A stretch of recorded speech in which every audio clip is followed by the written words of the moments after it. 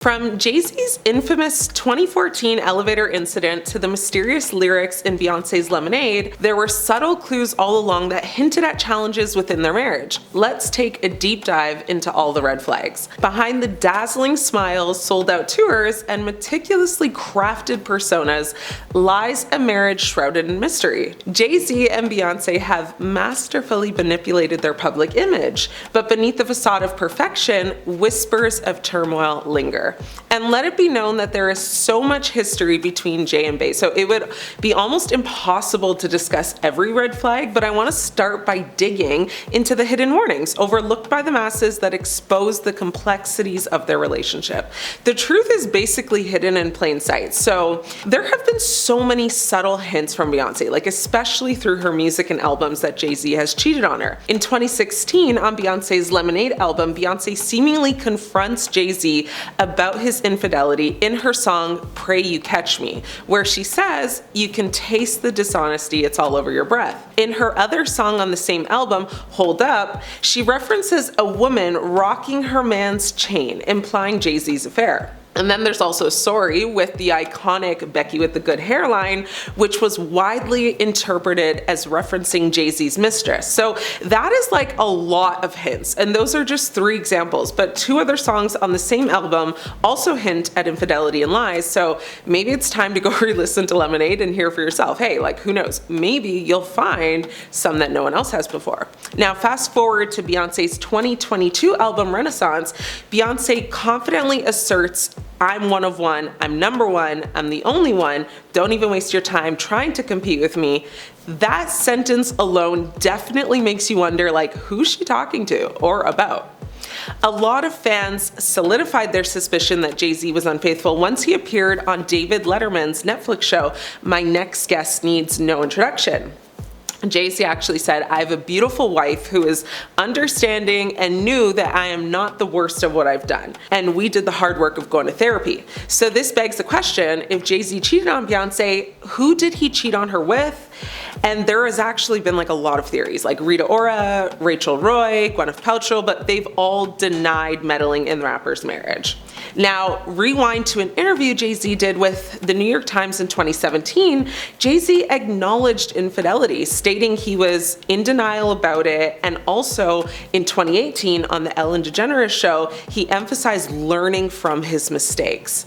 Nevertheless, some fans have praised his admission, saying it has highlighted growth, accountability, and efforts to repair his marriage with Beyonce.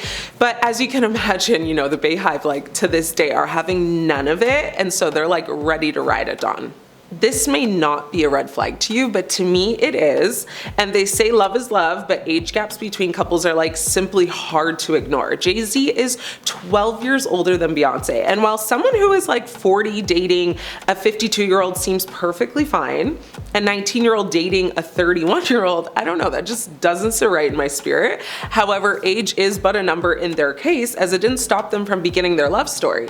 Like the icky part for me though is that Jay Z had eyes for Beyonce when she was just 18 years old. And like, let's be so for real, it probably started way younger than that. So the 2 first actually crossed paths at an MTV spring break event. The rapper later released a track about their first meeting titled Everything Is Love. In the song, he raps, "We played it cool at the pool of the Cancun. VMA confidence, you exude, make the fools stay away. Me, I played my room, let the fools have they say. Fate had me sitting next to you on the plane. And I knew straight away." Despite Jay Z going so hard, Beyonce actually admitted that she didn't believe people love the same things at 20 as they do when they're 30, which is why despite starting to date at 19 and Jay like wanting to wife her right away, she actually did not tie the knot with him until she was 26. Now, a lot of fans over the years have even said they feel sad for her because they feel like Beyonce went from dealing with an overbearing father to dating a man who is also older and overbearing. Many fans saying she's only with Jay still because it's literally like all she knows, having been with him since she was a teenager. One fan even said Jay Z never deserved her, and if she had the time to live her life and develop her prefrontal cortex, she would have never chosen him, and I bet he, being Jay, knows that. Now, some fans wish she had like a clumsy dating experience in the early 2000s where she could have like ventured into relationships with celebrities such as like Nelly, Justin Timberlake, or even Usher. Like, imagine a world in which Beyonce and Usher are together and dominating the music industry right now. Like, I can kind of see it, can you? I simply can't talk about Jay Z and Beyoncé red flags without mentioning the most famous one of all. Yes, you guessed it, the Solange and Jay Z elevator incident. If Jay Z really had like 99 problems, Solange might have just been the biggest one, okay?